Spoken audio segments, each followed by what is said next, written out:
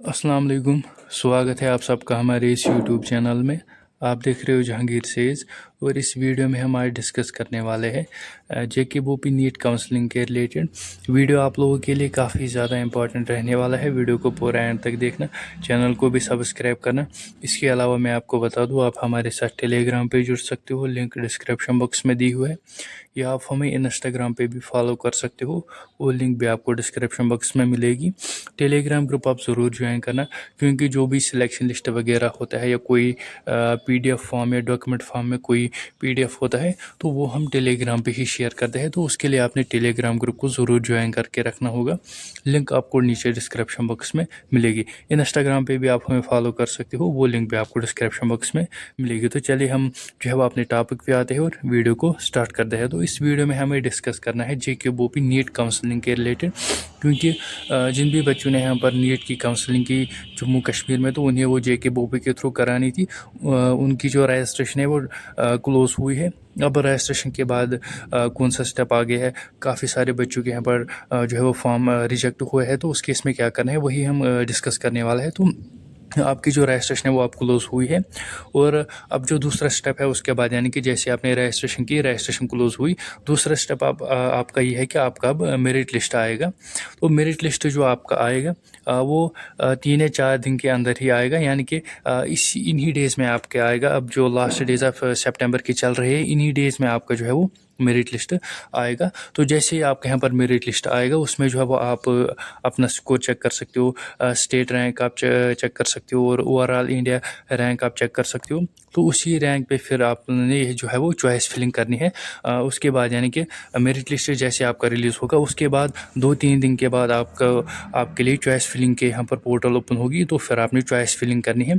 Choice filling मतलब आपने college को प्रेफरेंस देनी होगी कि मुझे किस कॉलेज को प्रेफरेंस देना है।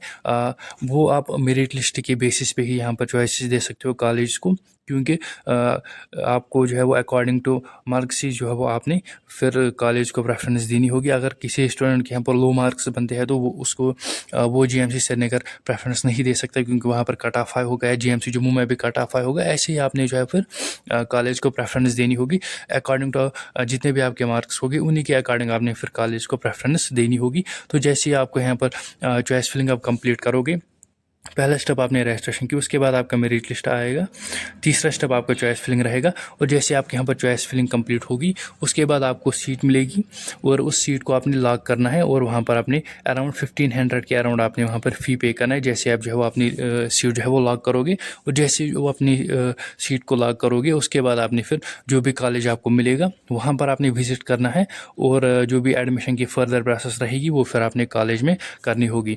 तो ये तो कंप्लीट इसका शॉर्ट में हमने किया कि रजिस्ट्रेशन के बाद आपने क्या करना है। तो काफ़ी सारे बच्चों के यहाँ पर जो है वो फॉर्म डेफिशिएंट या रिजेक्ट हुए हैं। तो इस केस में बच्चों को क्या करना है, मैंने पहले भी आपके साथ डिस्कस किया था कि आपने जो है वो, अगर किसी बच्चों को यहाँ पर फॉर्म रिजेक्ट हुआ है तो उसे जेके बोपी ऑफिस विज़िट करना होगा, या उनसे आप कॉन्टैक्ट भी कर सकते हो। तो उनसे आप इस इशू के बारे में बात कर सकते हो।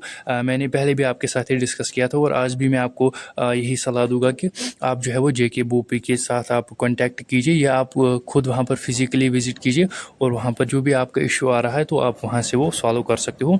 तो या आपने कॉन्टैक्ट करना है, या आपने जो है वो डायरेक्ट बोपी ऑफिस विज़िट करना है, और जो भी आपको प्रॉब्लम आ रही है या कोई भी इशू, इसके बगैर भी अगर आपको कोई इशू आ रहा है, फॉर्म डिफिशिएंट है, रिजेक्ट के, इसके अलावा भी कोई भी इशू अगर आपको आ रहा है, आप बोपी से कांटेक्ट कीजिए, या फिर आप फिज़िकली वहाँ विज़िट कीजिए, और उनसे वहाँ पर ये इशू जो अपना है वो डिस्कस कीजिए।